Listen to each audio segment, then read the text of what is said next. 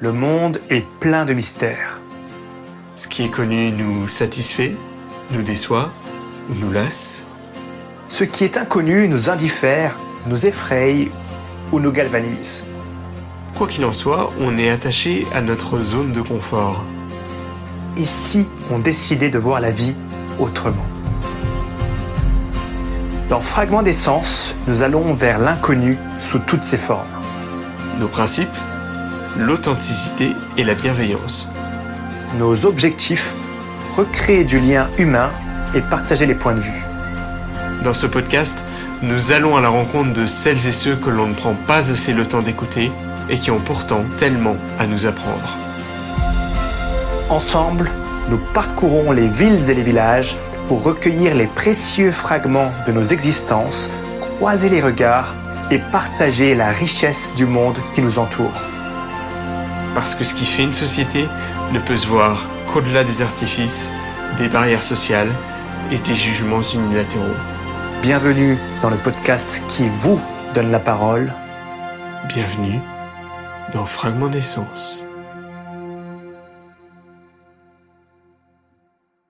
Salut la compagnie, c'est Alex et aujourd'hui on se retrouve pour le 58e épisode et mon dernier épisode de la saison avant la pause hivernale à Bruyères. Située au cœur du massif vosgien, il s'agit d'une commune de plus de 3200 habitants, nichée dans un écrin de verdure. C'est d'ailleurs sur un site de hauteur qu'elle est née au 3e et 4e siècle après Jésus-Christ avec l'installation d'un habitat gallo-romain au sommet du mont Avison. Toutefois, les premières mentions de Bruyères dans les archives datent du début du XIIe siècle. C'est précisément en 1263 qu'elle acquiert le statut de ville. Du XVe au XVIIIe siècle, malgré la peste et plusieurs guerres, Bruyères est le théâtre d'un vaste trafic commercial dans les Vosges du fait de sa position géographique et des circonstances historiques. Au cours du XIXe siècle, la ville devient le siège d'un important marché agricole qui se tient chaque mercredi et de 24 foires annuelles. On assiste au remplacement de l'ancienne église par l'église actuelle, plus spacieuse, en 1842. La deuxième moitié du XIXe siècle est la grande époque de la ville avec le développement du chemin de fer et l'aménagement de sa gare en 1869. Il s'agit d'un lieu prisé dans le dispositif militaire français, de telle sorte que 2 casernes d'infanterie y sont bâties. Les 2 grandes guerres mondiales vont grandement toucher Bruyères et faire chuter sa population. Pour la petite anecdote, c'est à l'hôpital de Bruyères que, le 21 juin 1940, François Mitterrand, alors sergent de l'armée française, fut fait prisonnier par la Wehrmacht. Durant l'après-guerre, alors en partie détruite, elle va devoir se reconstruire. Profitant de la prospérité des 30 Glorieuses, c'est désormais vers l'éducation, la santé et l'industrie qu'elle se tourne. Toujours est-il que Bruyères peine à retrouver sa splendeur passée, étant encore loin d'atteindre ses 4000 habitants du début du XXe siècle. De nos jours, la ville attire les personnes par son cadre de vie agréable à proximité des grandes villes du département, bénéficiant d'infrastructures et d'un commerce local assez complet. Tous les 2 ans, en juillet, le Festival des Épinettes s'installe dans le centre-ville de Bruyères pour célébrer l'instrument local, l'épinette des Vosges, et tous ses cousins, à savoir des instruments à cordes de type sitar, répartis dans le monde. Ça me donne encore plus envie de faire vibrer les échos de cette ville. Place aux fragments d'essence.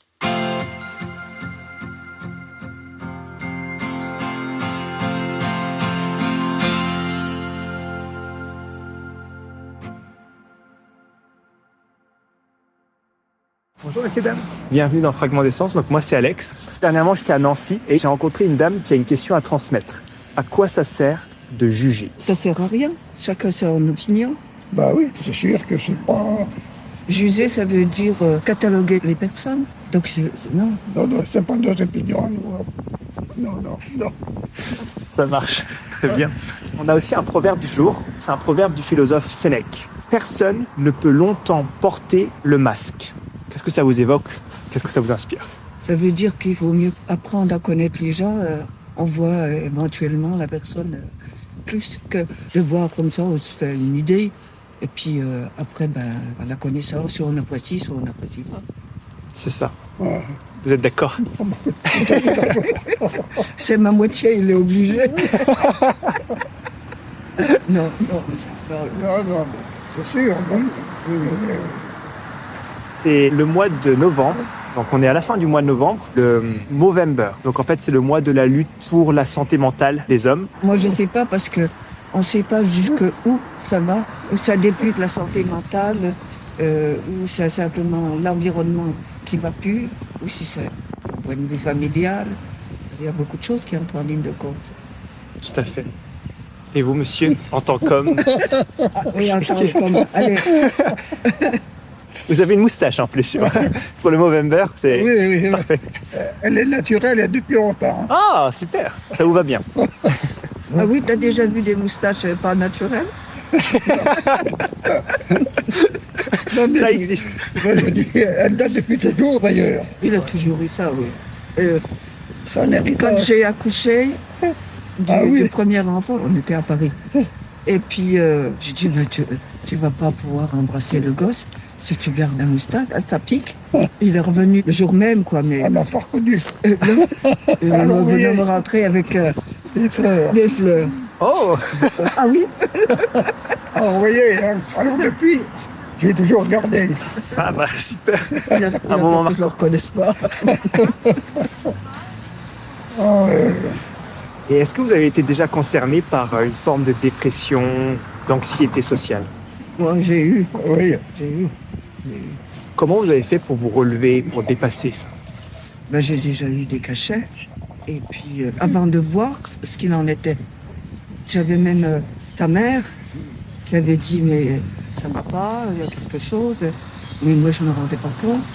J'arrivais chez mes parents avec la voiture, je descendais de la voiture, je pleurais. Pourquoi? Pour rien. Je ne savais pas. Ça vient, on s'en rend pas compte. Et l'entourage est fondamental. Ben, disons que c'est pas toujours évident. C'est pas toujours. Ah oui, ah oui. Oui.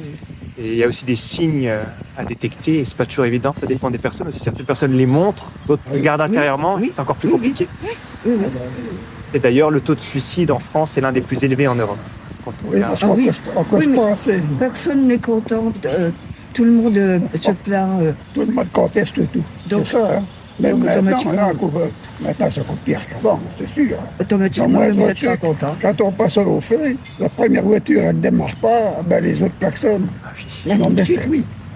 c'est récent, c'est à l'instant. Vous voyez que Pas de patience. non, Je pense que ça. on veut tout ça et fait tout de beaucoup. suite. Ça, c'est la mentalité de maintenant. On veut tout de suite et puis c'est tout. C'est Vous ne ça. voulez pas tout de suite, vous? C'est important de prendre son temps. Ah oui, mais Pour moi, oui. Est-ce que vous auriez aussi une question, vous, à transmettre aux prochaines personnes que je vais rencontrer? fait que les gens prennent plus de patience, ça, c'est déjà une bonne chose. Ok. Qui prennent la vie comme elle est, pas chercher à voir plus loin. Voir Euh, tout. Les gens, ils veulent tout. Comment voir la vie avec patience? Faut accepter comme elle est, quoi, les gens. Accepter la vie comme elle vient. Bon, les malheurs comme les bonheurs, ça fait partie de la vie.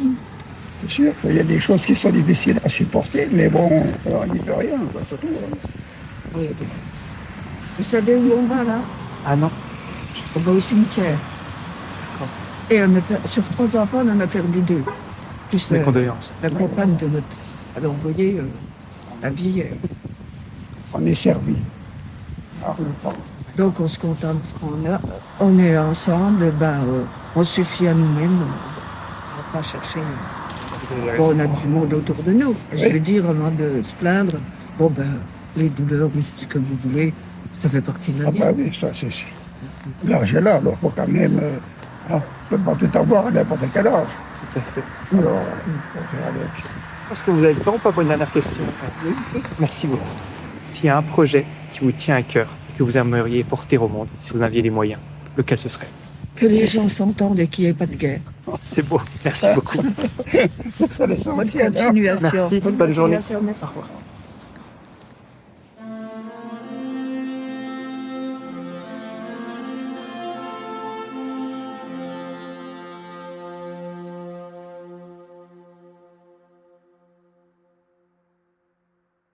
Bonjour monsieur. Si demain, vous vous retrouvez sur une île déserte et que vous pouvez prendre une personne différente de vous à vos côtés, quelqu'un de connu ou pas connu, qui ce serait? Napoléon. Napoléon. Ok. Qu'est-ce que vous aimez particulièrement alors chez lui?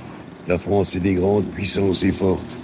On avait un chef d'État qui était intelligent. Il n'avait pas 500 députés qui s'ennuyaient. Il avait un conseil très réduit. Bon, à part Cambacérès qui merdait un peu, mais bon. Et quand il ordonnait. Voilà. Je suis nostalgique de la grandeur de la France. Voilà. Aujourd'hui, c'est un pays en déconfiture avancée. Comment vous faites pour accepter la vie telle qu'elle est, dans ses difficultés et ses facilités, ses aspects positifs et négatifs? La situation actuelle, on n'a pas le choix. Monsieur, on n'a pas le choix. Il faut qu'on subit. À moins d'une révolution, mais la France, il a tout loupé. Nous sommes les champions des révolutions ratées. C'est un professeur, un universitaire canadien qui m'a dit ça. Parce que j'étais guide conférencier à Paris. Et je suis aussi auteur historien. Donc c'est pour ça que je connais un petit peu mon sujet. Maintenant, vous me demandez pourquoi je suis venu ici. Je suis venu en exil. Napoléon partait à Sainte-Hélène. Moi, je suis arrivé dans le coin. Ok, vous avez dit que vous étiez auteur. Est-ce qu'il y a un livre que vous avez rédigé, que vous aimeriez partager aux personnes qui nous écoutent? J'ai tout à partager. Ah ouais, très Il n'y bien. a que de l'histoire authentique. C'est pas de l'histoire romancée, j'ai fait un petit peu de tout. J'ai écrit 2 bouquins sur le Père Lachaise notamment. Et 2 sur Montmartre, Pigalle, l'histoire cimetière de Montmartre. Puis là, j'en ai sorti 2 sur les crimes parce que je suis passionné. Pourquoi les gens arrivent à devenir criminels? Que ce soit homme ou femme ou enfant, comment on arrive à découper ses parents. C'est un sujet qui est intéressant. Est-ce qu'on peut connaître votre nom, qu'on pourrait mentionner éventuellement, si vous êtes d'accord, bien sûr? Boer, Paul. Ok, Vous enchanté. trouvez peut-être encore sur Internet, je sais pas. J'ai déconnecté du passé. Ça marche. On est au mois de novembre, à la fin du mois de novembre déjà là. Donc c'est le Movember. À quel point vous êtes concerné par ce sujet? Aucunement. Une de mes meilleures périodes que j'ai passées, c'était quand les gens étaient confinés, qui pleuraient, ils avaient peur de mourir. Moi, j'étais heureux. J'étais heureux parce que, j'étais à Paris à l'époque, la région parisienne. Il n'y avait pas un chat dehors. Et j'entendais nouveau les oiseaux, je sentais nouveau les fleurs. Et non, j'étais très bien dans ma tête. C'est après, lorsque les Gaulois sont sortis et qu'ils étaient déchaînés, c'est là où j'ai commencé à avoir un contre-coup. Parce que je suis nouveau retombé dans la société. En fait, je suis quelqu'un qui a beaucoup parlé pendant mes conférences. Mais je suis quelqu'un qui parle très peu, qui est isolé. Je vis dans mon monde, si on veut, quoi. Tout en acceptant la société. Je vis dans mon monde. Je crois que c'est une bonne chose, une bonne philosophie, comme on dit.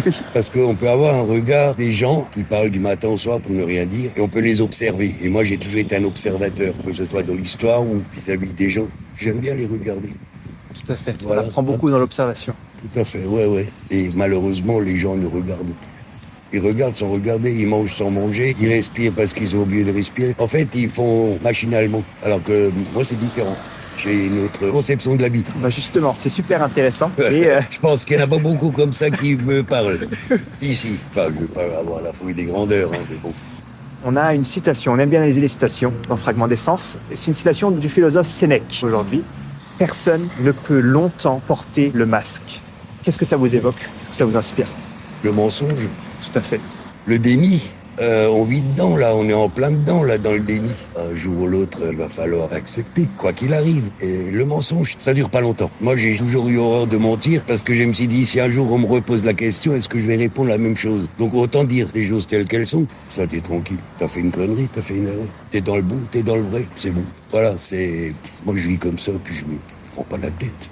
Est-ce qu'il vous est déjà arrivé d'être confronté à une situation où justement il y a des gens qui ont joué double jeu, double visage, et quand les masques sont tombées, plein. tout a basculé? Plein. J'ai eu beaucoup d'amis et autant d'ennemis. D'ailleurs, je le sais quand j'écris mes bouquins. Je sais quand j'étais confronté au guide à Paris. Et croyez-moi que c'est un monde de méchants. En fait, quand ils sont tous seuls en face de moi, ils ont courbé les chines, ils ont rasé les murs, ils m'ont fait des grands sourires. Mais quand ils étaient en bande, ils m'ont sauté dessus comme un troupeau de hyènes. Ça m'a fait mal. C'est pour ça, quand j'ai quitté Paris, j'ai fait une croix sur mon passé. Parce que on peut pas vivre avec toujours ce genre de tourment, je veux dire, psychologique. Donc, j'ai mis une croix dessus et puis je les ai oubliés.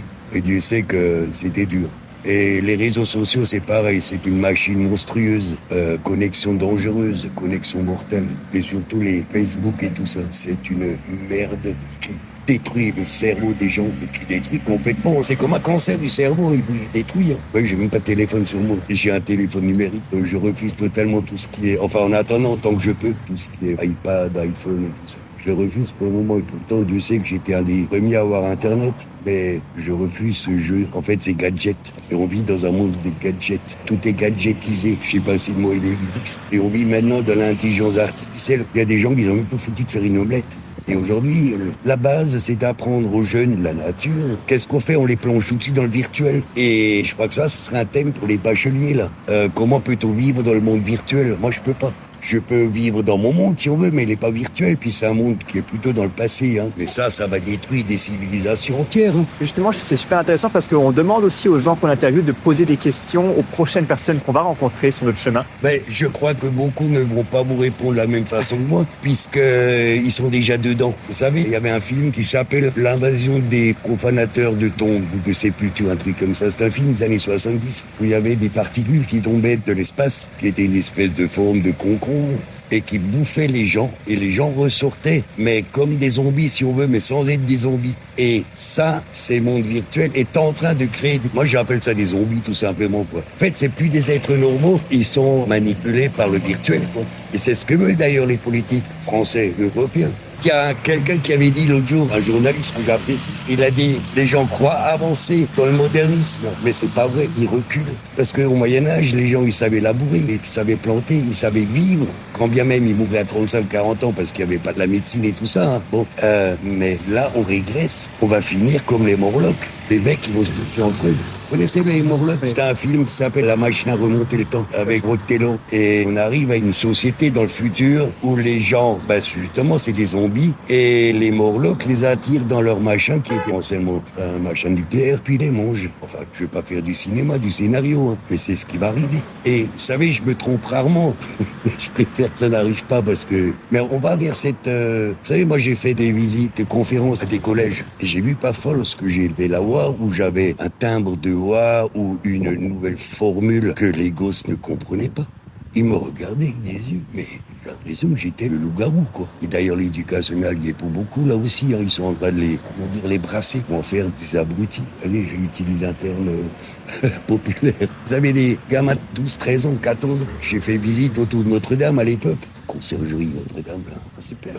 Et on parlait de Ronde-Bouche de métro. Comme là, l'histoire est liée au Palais des Rois, pratiquement tous les rois, jusqu'à ceux de la Renaissance. Hein. Donc ça montre quand même pas mal de rois depuis les Capétiens, hein. Même les Mérovingiens, me semble-t-il, mais les Capétiens, c'est sûr, qui ont habité anciennement Palais de Justice, l'ancien Palais de Justice, l'appelé le Palais des Rois.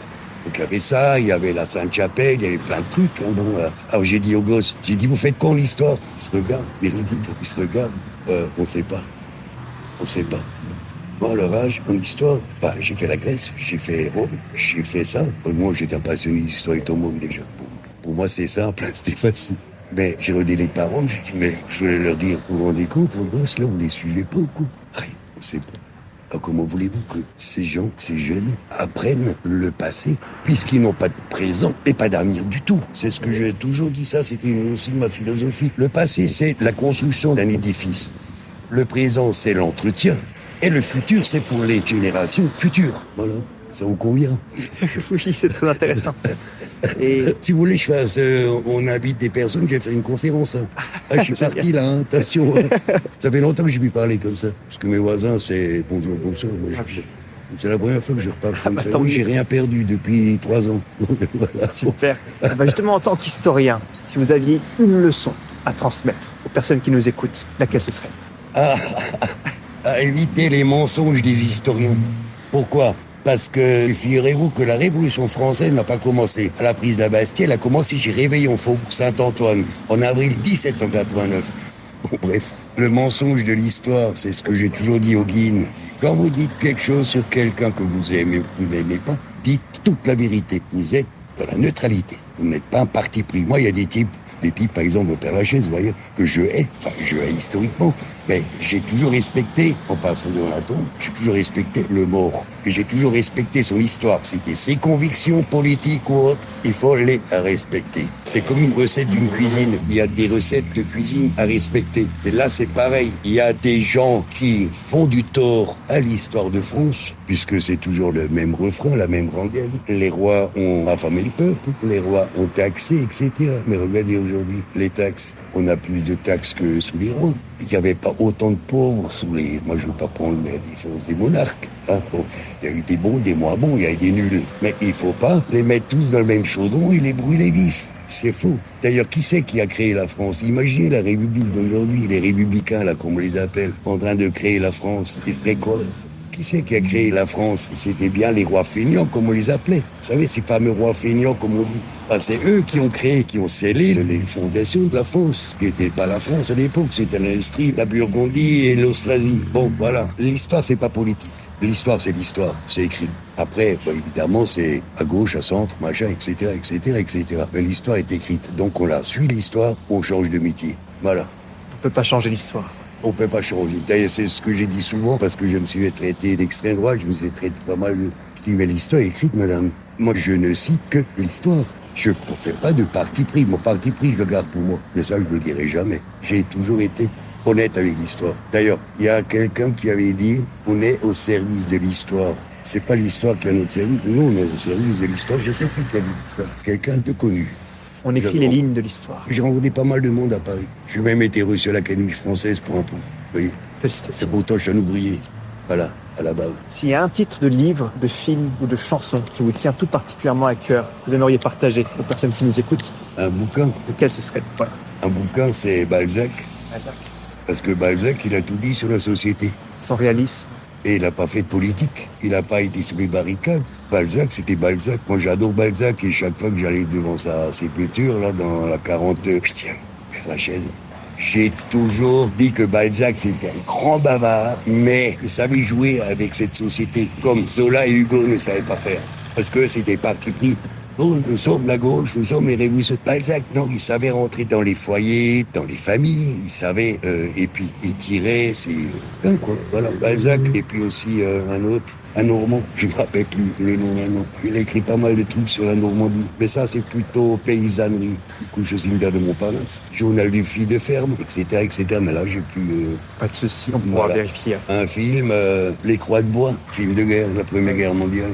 Comment les poilus savaient mourir pour un pays qui défendait. Et si aujourd'hui ils reviendraient, ils verraient ce qu'est la France, ils diraient mais on va pas se tuer pour ce pays-là. Vous avez vu ce qu'est devenu ce pays-là? Voilà. Et une chanson, j'en sais rien. Black Sabbath, Paranoïde. Ouais, le domaine des fous. C'est Beethoven, j'aimais bien. Quand bien même c'était un républicain, il aimait pas Napoléon, parce qu'il trouvait que c'était un dictateur, mais j'aime bien Beethoven. Ça marche. Voilà. Puis il était allemand, attention, donc c'était différent. Hein. L'Allemagne n'était pas encore un empire ou un royaume, c'était des Länder, hein, donc c'est différent encore. Hein, voilà. Effectivement. C'est tout. Dernière question, Ouais. j'ai froid, pas de J'ai mon souci. biathlon à voir. Là. Ah d'accord, il n'y a pas de Il y a souci. du biathlon et j'aime bien le biathlon. Ça marche. Voilà. S'il y a un projet que vous aimeriez porter au monde, qui vous tient tout particulièrement au cœur, et si vous en aviez les moyens, quel projet ce serait? Un projet. Apporter au Alors, monde. faut-il que je sois Dieu? Si j'étais Dieu, déjà, j'éviterais d'avoir créé des hommes. Parce que le pire ennemi de la Terre, c'est l'homme. L'homme a détruit la Terre. L'homme avec ses fantasmes, puis ses jouets, ses gadgets, ses machins. Il a tout détruit. Une Terre sans homme, avec des animaux et la nature. Écoutez le silence. L'homme n'a plus cette faculté d'être lui-même et de revenir à ce qu'il était au départ. C'est comme, vous voyez, Adam qui est nu. Et l'homme, c'est plus ça. Il ne sait plus apprécier. Écoutez le silence. C'est magnifique. Vous avez déjà écouté le silence? C'est magnifique. Magnifique.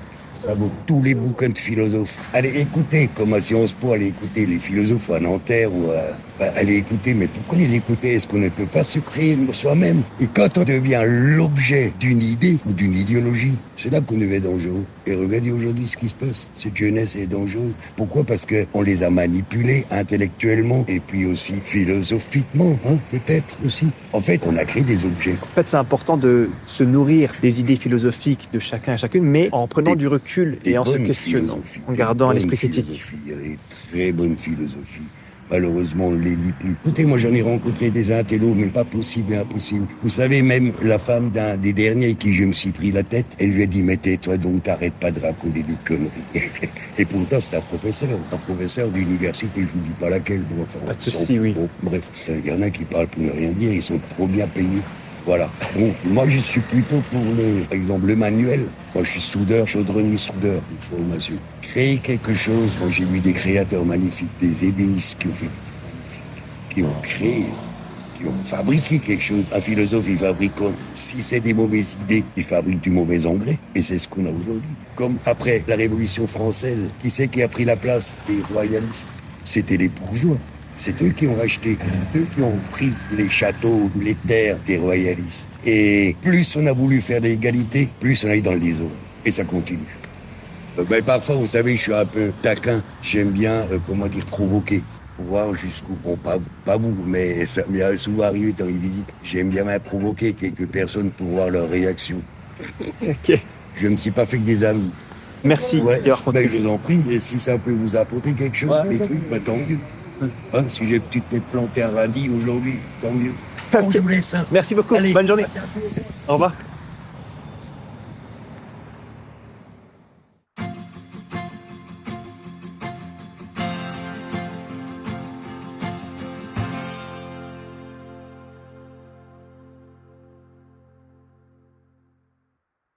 Je termine donc ce dernier épisode de la saison sous un ciel désormais sombre et un froid plutôt vif. Je tiens bien entendu à remercier respectivement le duo qui a souhaité préserver l'anonymat ainsi que l'historien Paul pour le partage de leurs uniques fragments de vie, sans oublier toutes les autres personnes que j'ai rencontrées.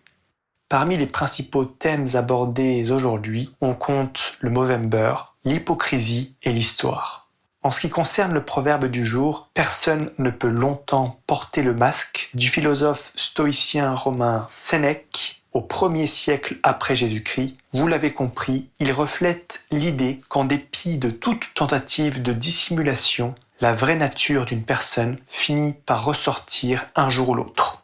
Dans la littérature occidentale, le concept de théâtre du monde compare la vie en société à une vaste pièce de théâtre où chaque individu endosse un rôle particulier, parent, professeur, président d'une association, et j'en passe. Cette idée a d'ailleurs été popularisée par William Shakespeare dans sa pièce Comme il vous plaira en 1599, où le barde affirme « Le monde entier est un théâtre, et tous, hommes et femmes, n'en sont que les acteurs. Et notre vie durant, nous jouons plusieurs rôles. » Par la suite, cette idée est même reprise en sociologie. Dans Les rites d'interaction, publié en 1967, Erving Goffman présente le monde comme un théâtre dans lequel chaque individu joue un rôle. La vie sociale est alors constituée de plein de rituels de la vie quotidienne, situations types dans lesquelles les interlocuteurs entrent en interaction.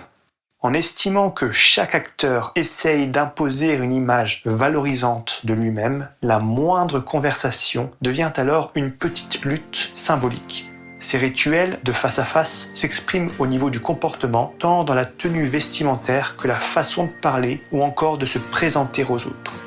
De fait, les présentations, départs, invitations, salutations sont donc des moments particulièrement ritualisés. Reste à savoir si l'intention donnée à ces rituels est sincère et en adéquation avec les principes et actions d'une personne. Nous portons toutes et tous plusieurs masques dans une vie, mais il reste encore à chercher celui qui nous correspond le mieux. Dès lors, c'est en faisant tomber tous ces masques que notre quête s'éclaircira. Sur ce, je ne sais pas si vous allez vous déguiser prochainement, mais en tout cas, je vous souhaite à toutes et tous de joyeuses fêtes de fin d'année et on se retrouve après une bonne pause pour une nouvelle saison et de nouvelles aventures. Prenez bien soin de vous et à bientôt!